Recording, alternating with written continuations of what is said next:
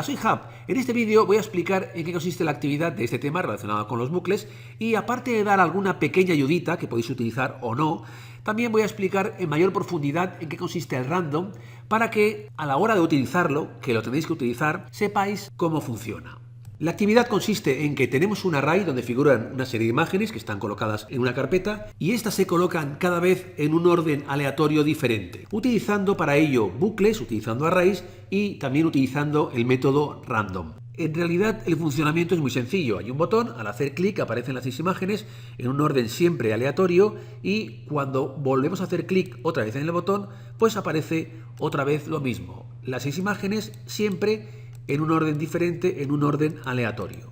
Al final el resultado no es más que una secuencia de números que describirían el orden que tienen que seguir las imágenes. En este caso, por ejemplo, podría salir el 3, el 5, el 0, el 2, el 1 y el 4. Como tenemos 6 imágenes y los datos de las imágenes van en arrays, el primer dato sería el 0 y el último de los 6 que hay sería en este caso el 5. Esta ordenación, por ejemplo, correspondería que primero se mostraría el tenedor lápiz, luego el marco, luego la maquineta, luego la gorra, el llavero y por último el chupa chups. Pero evidentemente podrían ser cualquier tipo de ordenación, porque es una ordenación totalmente aleatoria. Se pueden utilizar diferentes estrategias, pero posiblemente la más fácil, la que sería más parecido a como lo haría un ser humano, sería, por ejemplo, tenemos un array que inicialmente está vacío y que utilizando el método mathRandom escogeríamos un número al azar. mathRandom, tal y como se escribe aquí, escogería un número al azar que iría del 0 al 0,99.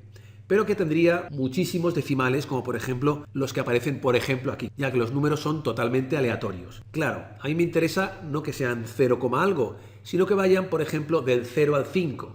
Por lo tanto, lo que haría sería multiplicarle al mathRandom, multiplicarle 6, que son el número de elementos que yo tengo. Con esto saldrían también muchos decimales, pero al menos saldrían 4, algo, 1, algo, 0, algo, del 0 al 5. Y después del 0 o del 5, o los que hay en medio, irían un montón de decimales. Para quitar los decimales podemos utilizar diferentes medios. Tenemos, por ejemplo, el mathfloor, que lo que haría sería redondear el número tirando hacia abajo, sería básicamente quitando todos los decimales y quedándonos con el número entero. También se podrían utilizar otros, como por ejemplo el mathfail, que sería lo contrario, redondearía para arriba, cosa que no queremos, porque el 6 no existe y nunca saldría el 0, por ejemplo. Tampoco nos interesaría el mathround, que redondearía, pero de manera aritmética, sino que nos vamos a quedar al final con el mathfloor, que es el que más nos interesa. Por lo tanto, utilizando un bucle, aparecería un número, por ejemplo el 3, y para que el programa supiera que no está repetido, lo que haría sería buscarlo en el array. Si no está en el array, lo añadiría y se pensaría otro número. Imaginamos que es el 0 tampoco está en el array, con lo cual lo añade. Habría algún momento en que aparecería un número repetido, como por ejemplo el 3.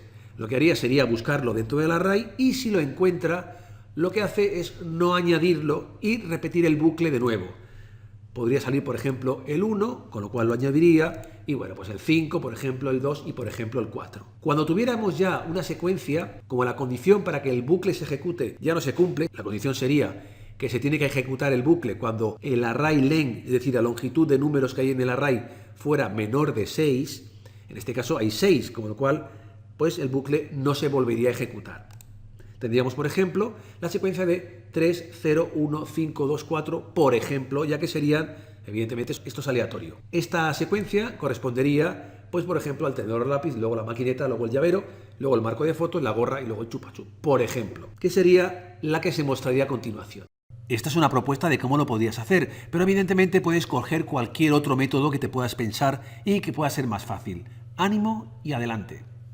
Y recuerda que... Suscríbete al canal ya, para no perderte nada.